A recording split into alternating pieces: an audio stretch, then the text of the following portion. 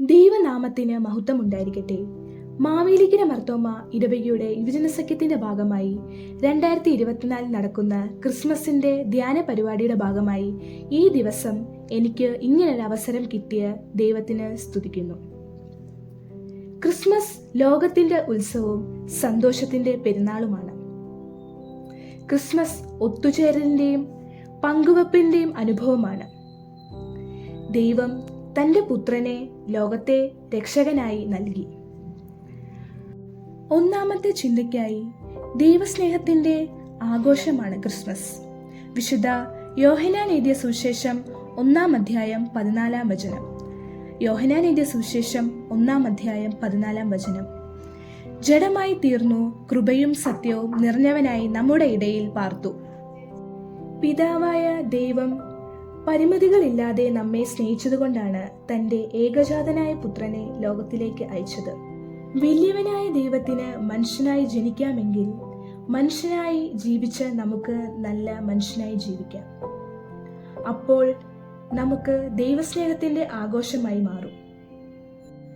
രണ്ടാമത്തെ ചിന്തയായി നേർവഴിയാകുന്ന നക്ഷത്രങ്ങളുടെ ആഘോഷമാണ് ക്രിസ്മസ്. വിശുദ്ധ മത്തായി എഴുതിയ സുവിശേഷം 2-ാം അധ്യായം 10-ാം വാക്യം.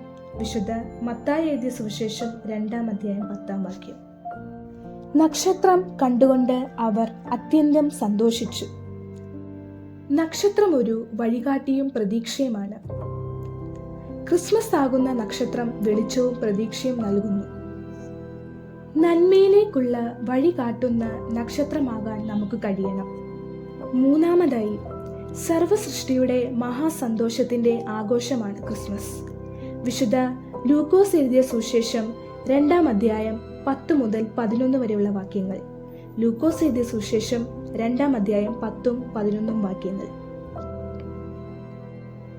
ദൂതൻ അവരോട് ഭയപ്പെടേണ്ട, സർവജനത്തിനും ഉണ്ടാവാനുള്ള മഹാസന്തോഷം ഞാൻ നിങ്ങളോട് സുവിശേഷിക്കുന്നു. കർത്താവായ ക്രിസ്തു എന്ന രക്ഷിതാവ് ഇന്നു ദാവീദിന്റെ പട്ടണത്തിൽ നിങ്ങൾക്കായി ജനിച്ചിരിക്കുന്നു.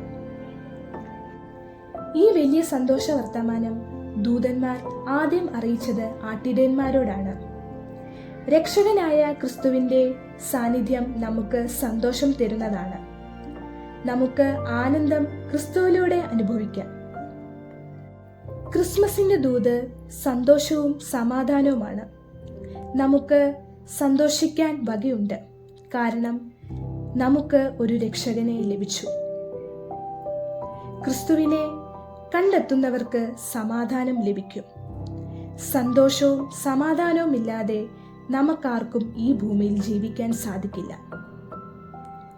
മഹാസന്തോഷത്തിന്റെ ക്രിസ്മസ് നമുക്ക് ഈ വർഷം ആഘോഷിക്കാം. എല്ലാവർക്കും നല്ലൊരു ക്രിസ്മസും പുതുവത്സരവും ആശംസിച്ചുകൊണ്ട് നിർത്തുന്നു. ദൈവം നമ്മെ അനുഗ്രഹിക്കട്ടെ.